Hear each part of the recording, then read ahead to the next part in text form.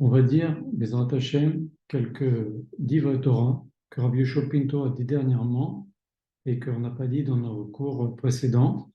On ne peut pas tout dire, tout ce que le Rav a dit sur chaque paracha, parce qu'il a écrit presque 100 livres, et beaucoup parlent de la Torah. Donc, on va dire ce que le Rav a dit dernièrement dans un de ses cours. Il est marqué dans Asia Shir Moshe quelque chose de très étrange. Il est marqué cette shira, c'est ce chant que les Juifs ont dit tout ensemble après la traversée de la mer. Ils ont vu les Égyptiens se faire noyer et ils se sont mis à chanter. Il y a eu un chant prophétique où tous ensemble ils sont mis à dire ce chant-là, le fameux cantique de la mer Rouge. Et il y a marqué Az Yashir Moshe. Ainsi Moshe, à ce moment-là, Moshe et les nés d'Israël, ils chanteront au futur. On ne va pas parler de ça maintenant, mais il y a beaucoup à dire. Et à Shira Azot, ce chant-là, Vayomro, les morts. Ils ont dit les morts. Je ne traduis pas les morts parce on va parler de ça justement maintenant. À chaque fois que dans la Torah il y a marqué les morts, c'est lorsqu'Hachem s'adresse à Moshe, il lui dit les morts. Vaïdaber Hachem el Moshe les morts. Hachem dit à Moshe les morts de répéter au Bnei Israël ce que maintenant Hachem va lui dire. Chaque fois qu'Hachem informait Moshe de tel et tel et tel mitzvot, il disait les morts. Va le répéter à ton tour, d'abord à Aaron, après à Aaron et ses fils, après aux 70 anciens et après à toute la communauté. Ça se passait comme ça. Maintenant, les morts-là, on ne sait pas l'expliquer. Ainsi, les Bnei Israël se sont mis à chanter ce chant-là. Vayomrou, les morts, ils ont dit les morts. Les morts quoi? C'est pas une mitzvah. C'est pas quelque chose qu'on va répéter. En plus de ça, c'est quelque chose de très particulier ce qui s'est passé. Imaginez-vous que cette prophétie-là, que tous les juifs ont eu, juifs, hommes, femmes, enfants, personnes âgées, même les petits-enfants dans le ventre de leur mère, ils ont chanté à Zéachir Moshe. Donc c'est quelque chose d'inimaginable. Et on dit que ce chant-là, ce moment où ils ont traversé la mer et les cieux se sont ouverts, ça leur a fait atteindre un niveau prophétique qui est en dessous du niveau de Moshe, mais au-dessus du niveau du prophète qui est derrière Moshe. Le plus grand prophète, c'est Moshe. Le deuxième plus grand prophète, c'est Cheskel ben Bouzi. Tous les Israéliens qui sont sortis d'Égypte, ils étaient au milieu. Donc, ils ont eu un niveau de prophétie exceptionnel. Alors, ça veut dire quoi, c'est les morts? Rabbi Akiba dit, Yomro les morts, ça veut dire, dites-le tous ensemble. Très bien. Bon, ok, maintenant, dans quelles circonstances? Pourquoi Rabbi Akiba, il a été expliqué ce les morts dans le sens de dites-le tous ensemble? Alors, il faut savoir que la Gemara Brachot raconte deux épisodes qui se sont passés entre Rabban Gamliel et Rabbi Yeshua ben Hanania. Vous savez, dans la Gada de Pessah, Rabbi Elazar ben Azaria, il dit je suis comme 70 ans. On va voir dans quelles circonstances il a dit cette chose-là. Il avait à peine 18 ans. Il y a eu deux grandes discussions et disputes, des choses graves, enfin, une confrontation entre le Nassi d'Am Israël, le chef d'Am Israël, Rabban Gamliel, Rabbi Yeshua ben Hanania, qui est un très grand chacham de la génération. Première discussion, Rabbi Shimon Bar Yochai, que la Gemara ne dit pas son nom elle dit pas son nom, elle dit Talmid Echad, un élève, mais on sait que c'est Rabbi Shimon Bar Yochai. Il a vu Rabbi Shua ben Hanania, il lui a dit est-ce que la tfila de Harvit est obligatoire ou pas? Il lui a répondu ce qu'il a répondu, je ne vais pas le dire maintenant pour ne pas semer le trouble. Très bien. Le lendemain, Rabban Gamliel arrive au Beth Midrash, ils sont tous assis, et ce même élève demande à Rabban Gamliel la tfila de Harvit, la prière de Harvit est obligatoire ou non? Et Rabban Gamliel dit le contraire de Rabbi Shua ben Hanania. Et l'élève lui dit mais c'est marrant, Rabban Gamliel, que tu me dis ça, parce que Rabbi Shua ben Hanania, hier, m'a dit le contraire de toi. Rabban Gamliel, il se fâche, il a dit Rabbi Shua ben Hanania, lève-toi, c'est vrai que tu as parlé comme ça, il n'y a qu'un assis, il n'y a qu'une seule loi dans Israël, et donc il commence à lui faire un peu lui faire honte. Et nos chachamim de l'époque, ils ont dit, c'est pas possible. C'est la deuxième fois. Qu'est-ce qui s'était passé avant? Vous savez qu'à l'époque, Rosh Chodesh, on le sanctifiait, on l'a vu dans la paracha de Bo, Akash Baruch Hu, il a appris à Moshe Aaron, voilà comment, en soirée, quand le soir arrivait, Akash Baruch Hu, il a dit à Moshe Aaron, regardez maintenant, c'est encore le jour, c'est pas encore tombé de la nuit, vous voyez la nouvelle lune? Quand la lune est comme ça, eh ben, c'est le nouveau mois. Donc, comment ça se passait? Quand la nuit tombait, à peu près à l'époque de la fin du mois précédent, les gens regardaient, dès qu'on voyait la lune, comme Hachem a montré à Moshe Aaron, et ça s'est transmis de maître à élève, ils montaient à Jérusalem, ils parlaient aux Dayanim qui se trouvaient à Jérusalem, et les Chachamim, ils écoutaient, ils voyaient si ce n'était pas des gens qui racontaient des histoires, si c'était deux vrais témoins, ils disaient Mekoudash, c'est Rosh Chodesh. Et donc, c'est ce qu'on appelle Kedushat HaChodesh Bereia, c'est en fonction d'un témoignage visuel. Et c'est très important parce que si on sait quand est Rosh Chodesh, quand tombe Rosh Chodesh, on sait quand va tomber Pessah, puisqu'on sait Rosh Chodesh Nissan, on sait quand va tomber Pessah. Et les Moadé, Asher Tikreu Otam. Voici les fêtes que vous allez vous-même décider. Altikra Otam, et là, Atem, c'est vous qui allez décider. Quand seront les fêtes? Quand seront les fêtes? Quand vont tomber les fêtes? Shabbat, c'est Hachem qui décide, on ne peut rien faire. C'est vendredi soir, samedi. Mais les fêtes, c'est les Chachamim qui décident quand, en fonction de Rosh Chodesh. Et c'est eux qui décident quand c'est Rosh Chodesh. Quand Rosh Chodesh est tel jour, on sait qu'on va tomber Pessah, on sait qu'on va tomber Sukkot, etc. Très bien.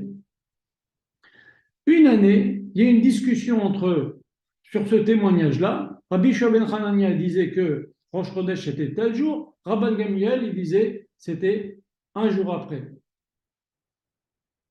Et donc, Rabban Gamliel n'a pas été content. Il lui a dit à Rabbi Shua ben Hanania, c'était donc en Tishri, il lui a dit le jour où tombe selon ton calcul Kippour, viens avec mon porte-monnaie et ton sac, un sac, viens me voir au Badin le jour où tombe Kippour. Parce qu'il n'y a qu'une Torah dans Israël, il n'y a pas deux personnes ça va semer le trouble s'il y a deux façons s'il y a deux opinions sur des choses aussi fondamentales. Rabbi Shua ben Hanania est venu pour qu'il n'y ait pas de marloquette dans Israël. Il a renoncé à son opinion, qui était de dire aujourd'hui c'est Kippour. Et selon son calcul à lui, c'était Kippour. Il est venu au Bedin avec son porte-monnaie, avec son sac, donc il a porté, et il est venu au Bedin, au Bet Midrash, pardon, et Rabban Gamliel, il l'a embrassé, il lui a dit viens, je t'embrasse, mon élève. Il a remonté et il lui a dit bravo, c'est bien. Très bien. Et maintenant, là, cette deuxième fois avec Rabbi Shimon Bar Yochai, quand il lui demande est-ce qu'elle fait à Tarvit ou pas, là, les Chachamim, ils ont dit non, ça, c'est pas possible. Il faut qu'on destitue Rabban Gamliel. Ils ont destitué Rabban Gamliel. Et ils se sont dit on va le remplacer par qui? Est-ce qu'on va mettre Rabbi Akiba? Rabbi Akiba, on ne peut pas. Parce que Rabbi Akiba, il descend de convertis. Rabbi Akiba, il descend de Amalek. Il descend de Sisra.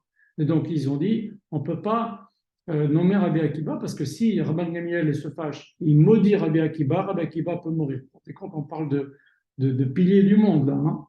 Et ils ont dit, on va fixer Rabbi Elazar ben Azaria, qui est un descendant de David Ameller. Seulement, il avait 18 ans, et comme c'était gênant d'avoir un jeune comme ça à la tête de tous les Chachamim. Je rappelle qu'il y avait dans ce Beth Midrash-là, il y avait Rabban Gamliel, Rabbi Shua ben Hanania, Rabbi Shimon Bar Yochai, Rabbi Akiba, certainement Rabbi Meir aussi, c'était la même époque. Imaginez.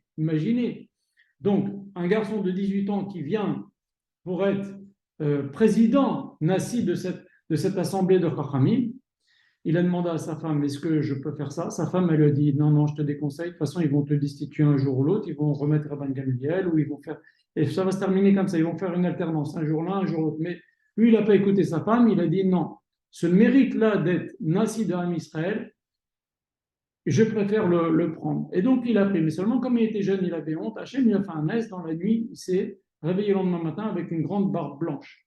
Et pourquoi il était si génial, si fort à 18 ans, Rabbi Elazar ben Azaria, dont on parle justement dans la Haggadah de Pessah, c'est que, comme il était le Gilgul de Shmuel, quand la personne naît, c'est le Gilgul de quelqu'un précédent, il a à peu près les mêmes, un niveau qu'il avait acquis dans un Gilgul précédent. C'est-à-dire Shmuel, qui était un avis extraordinaire, qui était équivalent, pas en degré de prophétie, mais en tzidkut, à Moshe Aaron. Notez Moshe Aaron d'un côté, Shmuel, il contrebalance. Moshe Aaron ensemble, imaginez.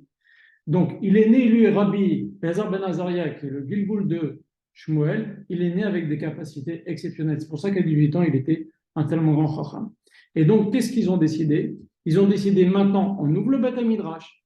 Avant, il y avait un gardien, vous le savez certainement, qui empêchait d'entrer les gens qui n'étaient pas comme ils avaient l'air tzaddik, mais comment ils étaient en réalité?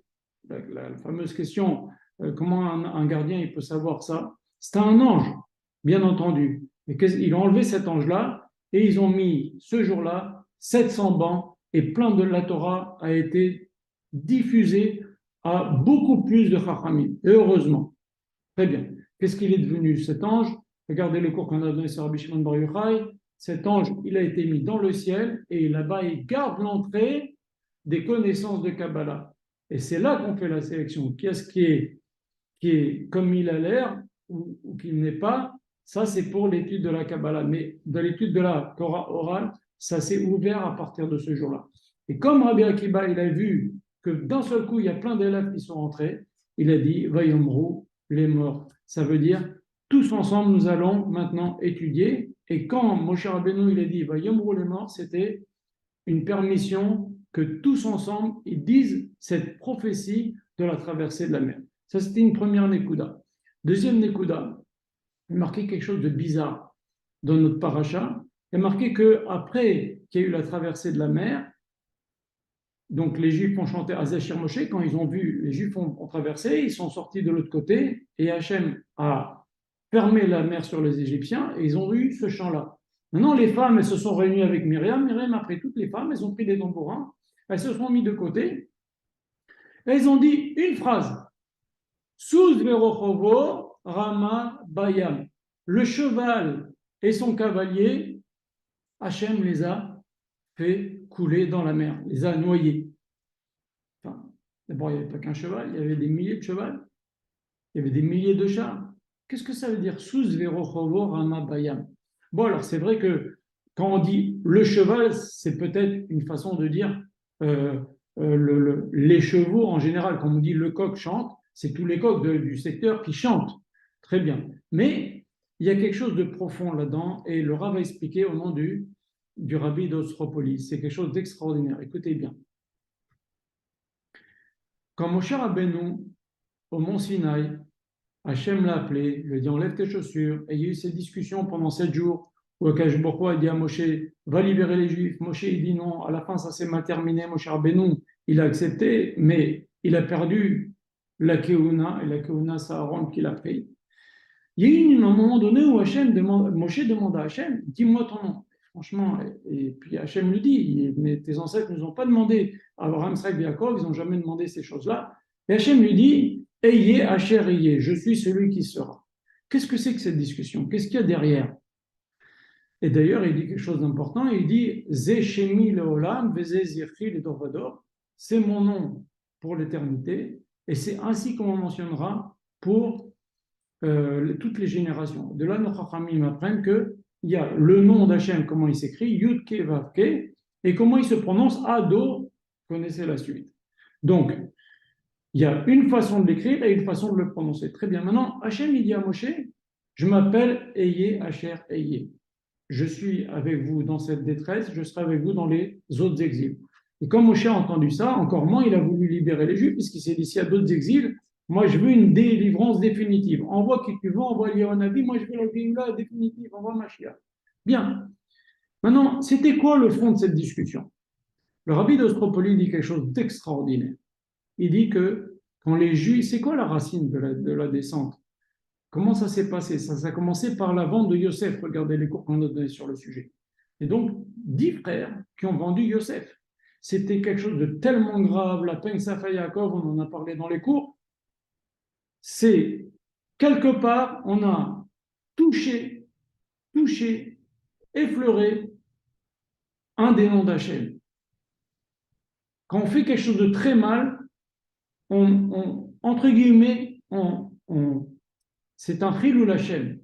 Regardez par exemple dans notre paracha, on va voir quand il va y avoir la guerre d'Amalek, Hashem il dit Yad al Kes Yud He. Et un des noms d'Hachem c'est Yud He. Un des noms d'Hachem c'est Yud He Vav He aussi que vous connaissez. Yud Ke Vav Ke. Très bien. Donc Hashem nous dit Amalek il a touché le nom Yud He. Yud après un E. Ok. Donc par des avérotes, par des choses graves, on peut abîmer l'honneur. Ils sont intouchables, ils sont inabîmables, ces noms-là. On ne peut rien faire, mais ça veut dire on abîme, on fait un chilul Hashem, il se passe quelque chose de grave. Et donc, les fils de Yaakov, les 10 frères, ont vendu Yosef, et ça a touché un des noms d'Hachem. Et Moshe Rabbeinu, c'est ça qu'il voulait savoir. Quel nom d'Hachem ils ont abîmé? Est-ce qu'ils ont abîmé le nom Yud Kevavke? Le nom Yud Kevavke, c'est Gematria 26, et on doit donc passer 10 fois 26, 260 ans en exil. Et Hachem, il lui répond, lui dit, non, Eye Asher Eye, Eye c'est 21, ils ont abîmé le nom Eye. C'est donc 10 fois 21, ça fait 210 ans. 210 ans d'exil. Très bien. Donc on explique comme ça que Moshe Rabbeinu, il voulait savoir, est-ce que maintenant, comment ça se fait qu'on va être libéré, puisqu'on a touché le nom d'Hachem? Hachem, il dit, non, c'est cet autre nom d'Hachem, Eye, que vous avez abîmé. Très bien. Maintenant, il y a marqué dans Asia Shir Moshe, quand les Israël se trouvent face à la mer, ils disent la chose suivante. Les femmes disent la chose suivante, et nous aussi, les hommes aussi l'ont dit, sous Verochovo, Ramabayam, les femmes aussi reprennent ce petit passage-là. Qu'est-ce qu'il y a de fort là-dedans? Il faut savoir que sous Verochovo, le Vav, qui est un Vav de jonction, on ne le compte pas. Hein? Sous Rorovo, c'est sa mère, Resh. Ça fait aussi 260. Et cet ange-là, c'est sa mère Resh. Le rabbi d'Ostropoli nous dit c'est l'ange qui était l'ange tutélaire de l'Égypte. C'est-à-dire que quand il y a eu la tour de Babel, Hachem a divisé le monde en 70 nations. Il a mis pour chaque responsable de chaque nation un ange. Et lui, Akadosh Baruch Hu, s'est mis responsable d'Am Israël. Heureusement pour nous. Maintenant, quand un juif, quand un ange d'une des nations, il va réclamer à Akadosh Baruch Hu fait ça, par exemple, l'ange du Congo. Ok, je dis un exemple. Il dit Hachem, donne-nous Parnassa. Et donc Hachem, il envoie Parnassa aux gens qui habitent au Congo, parce que l'ange du Congo a demandé ça. Ok. Maintenant, quand le Congo et le Kenya font une guerre, c'est parce que l'ange du Congo et l'ange du Kenya se bagarrent en haut. Très bien. Maintenant, cet ange-là d'Égypte, il voulait que les Juifs restent 260 ans. Comme sa Gematria, sa mère Resh, il a dit Hachem, nous on veut rester 260 ans. Et c'est ce que nous dit le verset. Sous Verochovo Ramabayam, Hachem, il a pris l'ange d'Égypte, sa mère Resh, il a mis dans la mer, il s'est débarrassé de lui, et les Juifs ne vont pas rester 260 ans, ils vont rester 210 ans, comme Hachem avait dit à Moshe, c'est 10 fois Ayé. Très bien. Donc c'est pour ça qu'il y avait cette profondeur-là dans ce verset-là.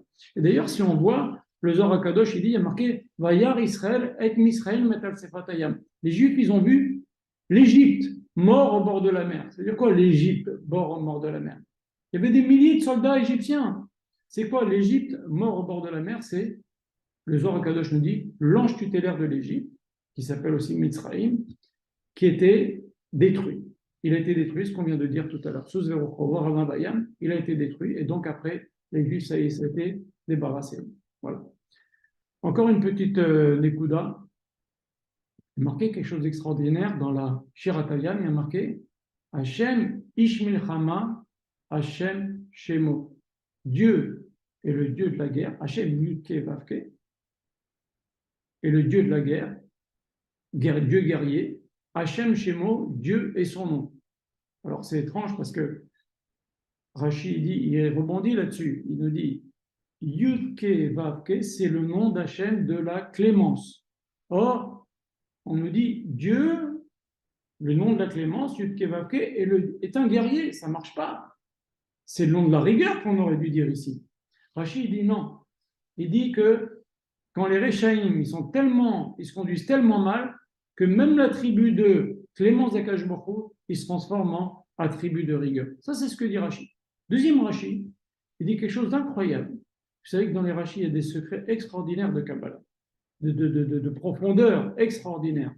Il y a marqué dans Rashi, pendant qu'Hachem, il s'occupait de noyer les Égyptiens, il s'occupait en même temps de donner Parnassa au monde entier. Attendez, qu'est-ce que c'est que ce Rashi? Qu'est-ce que c'est que ce Rashi?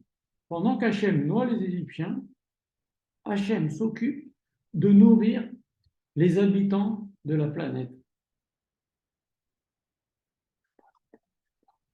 Qu'est-ce que Rashi veut nous apprendre ici? Qu'est-ce qu'il y a là-dedans dans ce Rashi? Rabbi Shopinko, il expliquait quelque chose d'extraordinaire. Et ça à partir d'une Gemara. Dans une Gemara, il y a marqué qu'il y avait à un moment donné les Bnei Israël, dans une ville, il y avait une période d'épidémie. Et donc, il y a un grand rave, un grand tzaddik de notre Chachamim de la Gemara, qui est arrivé dans cette ville. Et on lui a dit, écoute, Rabbi, il faut absolument que tu pries pour les habitants de la ville parce qu'il y a plein de morts. Et en plus de ça, comme c'est les hommes qui meurent, les hommes dans la force de l'âge, eh ben, on n'a pas non plus parnassa puisqu'ils ne vont pas travailler, ils sont malades, ils meurent, etc. On a deux problèmes. On a beaucoup de gens qui meurent et beaucoup de problèmes de parnassa. Mais Rabbi, écoute, on va déjà prioriser. S'il te plaît, prie pour que les gens arrêtent de mourir. Qu'est-ce qu'il fait le Rav? Il prie pour qu'Hachem leur envoie parnassa. Alors ils ont dit, mais enfin, on préfère déjà qu'ils vivent. Ça passe avant la parnassa. Le Rav, ce rabbi là dans la Gemara, il a répondu, il a dit, si Hachem décide de m'exaucer, exaucer ma prière et de vous donner parnassa, il faut bien qu'il vous donne des gens pour profiter de cette parnassa. Donc s'il vous donne la parnassa, il vous donnera aussi la vie. L'ange qui est préposé à la parnassa, c'est le même ange qui est préposé à la vie. Et c'est ça que nous dit Rashi. Il nous dit qu'en même temps qu'Hachem, il tuait les Égyptiens, qui étaient préposés à la vie ou à la mort, il donnait parnassa aux anges du monde entier. C'est exceptionnel. Et d'ailleurs, si vous voulez voir, regardez. Une des preuves de ça, quand on dit poter et yadecha, les dernières lettres de poter et yadecha, ça fait chatar. Ok? Chet, tav, chaf. Et regardez quand on fait les caparotes, qu'est-ce qu'on dit? Ze khalifater, ze temorater, ze kaparater. Encore une fois, chatar. C'est l'ange chatar qui est responsable de la parnassa, qui est responsable aussi de la vie. Et c'est pour ça que Rachid nous dit, en même temps qu'Hachem il est noyé, en même temps il donnait parnassa aux gens du monde entier. C'est exceptionnel. Oh Hachem. Et la parnassa, c'est très important. Nos Chachamim nous disent que le jour où Akash Baruch Hu envoie la pluie, c'est aussi important que le jour où Mashiach va venir. C'est-à-dire que s'il n'y a pas de pluie, il y a, comme disent les Chachamim, imen kemach, un Torah, s'il n'y a rien à manger, comment on va faire la Torah? Donc c'est quelque chose d'important la parnassa. Et il ne faut pas croire, les gens qui vont vous dire, ah, tu pries pour la parnassa, c'est pas bien, mais bien sûr qu'il faut prier pour la parnassa. Au contraire, le Zohar Kadosh, il nous dit, celui qui prie régulièrement pour sa parnassa, il montre qu'il a la émouna. Il montre qu'il est conscient que c'est Hachem qui lui donne la parnassa. C'est très très bien. Bon, bien sûr, bien rester conscient que c'est un moyen, mais c'est quelque chose d'important. Et c'est pour ça que ce Rav, il a dit, moi j'ai prié pour la parnassa, et si Hachem vous envoie la parnassa, il va bien vous envoyer aussi la vie pour pouvoir en profiter. Voilà. Encore une chose que Rabbi Yoshua Pinto a dit la semaine dernière. Paro dit à Moshe, vous allez aller dans le désert et vous allez revenir dans 3 jours. D'abord, il y a une fameuse question. Qu'est-ce que ça veut dire? Je vais aller dans le désert, on va revenir dans 3 jours. Moshe Rabbeinu savait très très bien. Hachem lui a dit, vous allez venir dans 50 jours après la sortie d'Égypte, vous allez aller sur le mont Sinaï, vous allez être en bas du mont Sinaï recevoir la Torah. Alors pourquoi Moshe dit à Paro, on va partir 3 jours et revenir? C'est que pour le contrarier, pour l'énerver, parce que quelqu'un, quand on lui dit on va revenir et il ne va pas revenir, il va être encore plus contrarié. Pareil, les Juifs, il y a marqué, ils ont emprunté aux Égyptiens. Ils n'ont jamais rendu. En vérité, on récupérait notre salaire, etc. Mais quand on leur dit on vous emprunte et on ne leur rend pas, ça va leur mettre encore plus les nerfs. Parce que cet argent-là, il était dû à nous déjà au départ. Bien. Alors, en tous les cas, Moshe Rabbeinu, il se trouve avec une question énorme de Paro qui lui dit, vous voulez servir Hachem? Eh bien, allez les hommes. C'est les hommes qui font les sacrifices. Ce n'est pas les femmes, ce n'est pas les vieillards, ce n'est pas les enfants. Il pose une bonne question, Paro. Qu'est-ce qu'il lui dit, Moshe? Il lui dit une phrase extraordinaire. Il lui dit, Benarenu, Buskanenu, Neler. Avec nos jeunes hommes et avec nos personnes âgées, on va aller. Avec nos petits garçons et nos petites filles. Alors déjà, il y a des questions énormes. Où sont les adultes? On voit les adolescents, hommes, on voit les personnes âgées, on voit les petits garçons, les petites filles. Où sont les adultes? Alors il faut savoir que déjà, Paro, il lui dit, tu sais, il y a le mal, ça va mal se passer pour vous dans le désert. Il avait vu dans l'astrologie. Moshe Rabbeinu lui dit, ok, c'est vrai que dans le désert, il va y avoir la décision des Meraglim, qu'Hachem, il va dire, on ne rentre pas, les adultes de 20 ans jusqu'à 60 ans, hommes ne vont pas rentrer. C'est pour ça qu'Hachem a dit à Moshe, c'est vrai, c'est vrai ce que tu dis, Paro, ça va mal se passer avec l'histoire des Meraglim, on va être condamné de rester dans le désert pendant 40 ans, jusqu'à que tous les hommes de 20 à 60 ans, au moment des Meraglim, meurent petit à petit. C'est pour ça qu'Hachem Moshe lui dit, nous allons aller avec nos jeunes, qui ont moins de 20 ans, vénérer avec nos gens âgés. Ceux-là, il n'y a pas de problème, ils peuvent y aller, ils peuvent sortir. Et aussi avec nos petits garçons, nos petites filles, aussi, ils ne sont pas dans cette xéra-là. Première explication. Deuxième explication, que le Rav a dit aussi la semaine dernière, il a dit que Moshe Rabbeinu a dit à Paro, c'est vrai que c'est les hommes qui vont faire les sacrifices, mais un homme qui sert Hachem sans avoir à travailler sur lui et comment, en s'occupant de ces personnes âgées, en s'occupant des adolescents qui ne sont pas faciles, en s'occupant des petits garçons, des petites filles, qu'est-ce que vaut son service d'Hachem? Un homme, il peut prendre un nom, il écrit le nom d'Hachem, ou il prend une feuille, il a marqué le nom d'Hachem, il le regarde, et il étudie toute la journée, il est kadosh, magnifique. Ben, c'est pas ça qu'Hachem veut. Hachem, il veut que la personne, bien sûr, elle étudie, bien sûr, il soit attaché à Kadosh Baruch Hu, mais il se confronte et il montre qu'il a des bons de caractère, qu'il a de l'empathie, qu'il est gentil, qu'il ne parle pas du mal, qu'il soit confronté un peu à toute la société qui l'entoure, sa famille, les amis, la communauté, etc. Il ne peut pas que les hommes, on va servir Hachem, on va vivre dans des grottes, on va devenir des saints. Non, ça ne marche pas comme ça, le judaïsme. C'est ça que Moshe Rabbeinu a voulu dire à Paro.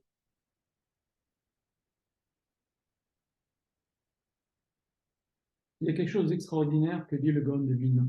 Il y a marqué que dans notre paracha, dans la paracha de Bo, il y a marqué que les Bnei Israël ont demandé chacun à son prochain. Les Bnot Israël ont demandé chacune à son prochain. Alors, c'est des objets d'or et d'argent et des habits avant de sortir d'Égypte. Alors, le Gaon de Vilna, il pose une question extraordinaire. Depuis quand les Égyptiens, c'est notre prochain? Quand Hachem te dit tu aimeras ton prochain, ce n'est pas les Égyptiens, c'est ton prochain juif. Tu aimeras ton prochain comme toi-même. Donc, qu'est-ce que veut dire ce verset? Tu demanderas à ton prochain, les dames demanderont à leur prochain, c'est-à-dire, a priori, on devrait comprendre les Égyptiennes, on va leur prendre des objets d'or, des objets d'argent, des habits. Le Gaon de Vilna, et vous trouverez, et le verset il nous dit même, et vous trouvez grâce, il y a marqué, les Juifs ont trouvé grâce aux yeux des Égyptiens. C'est bizarre ça. Le Gaon de Vilna, il dit quelque chose, un grand secret. Il dit, les Bnei Israël, quand Hachem il t'a dit vous demandez à votre prochain des objets d'or et d'argent, Hachem a dit à Moshe déjà que les Bnot d'Israël entre elles s'échangent. Tu me prêtes, je te prête. On se fait du chesed entre nous.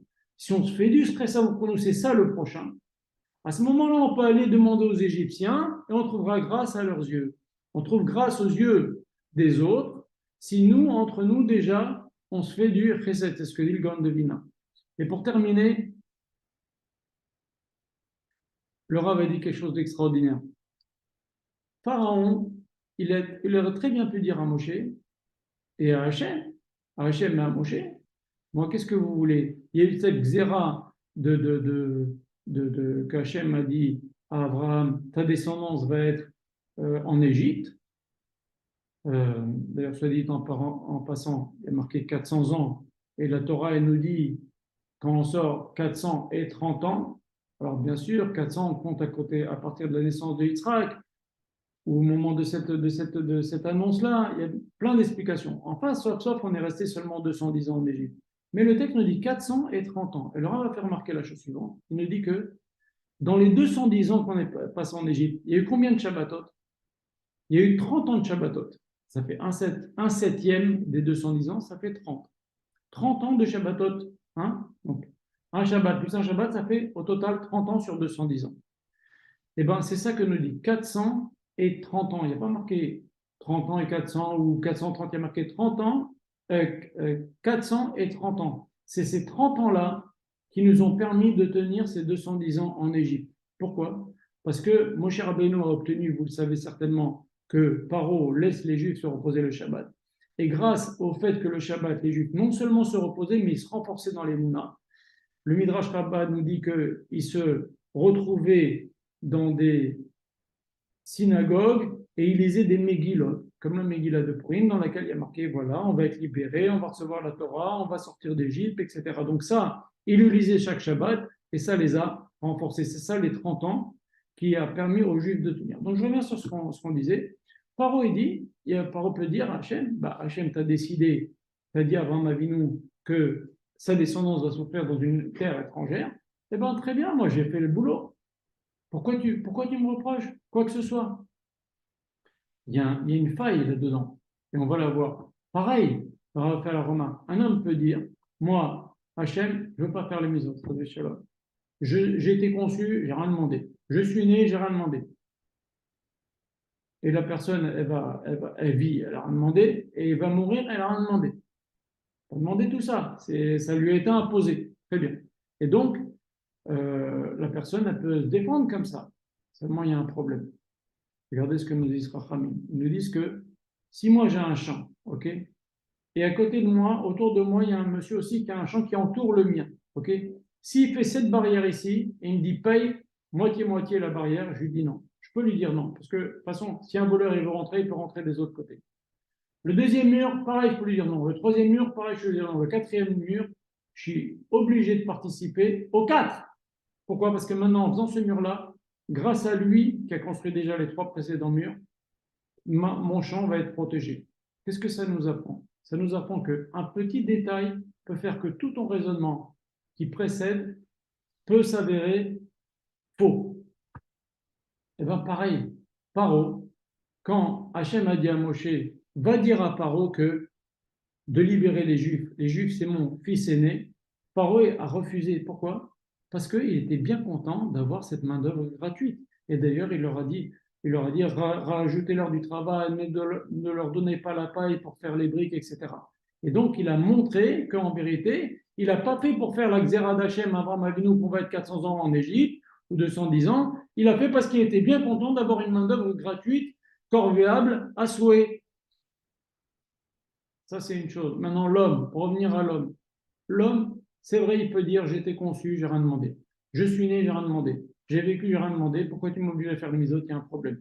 C'est que Hachem, il attend. Quand la personne commence à tomber malade et on lui parle de mort ou quoi que ce soit, comment il se rue chez les médecins et les médicaments, etc. Donc, tu prouves que finalement, tu n'étais pas si tellement désintéressé de vivre sur Terre. Donc, ton raisonnement de dire j'ai rien demandé, tu es bien content de vivre sur Terre. La preuve, c'est que tu prends des médicaments, et que tu te soignes et que tu fais tout ça. Donc, ton raisonnement, on peut, par une conduite, par une phrase, on peut montrer que tout le système de pensée que la personne s'est construit, eh ben, ça ne tient pas debout. Comme l'homme qu'on a cité, qui dit que moi, j'ai rien demandé, ou comme Paro. Voilà. Allez, bonne soirée.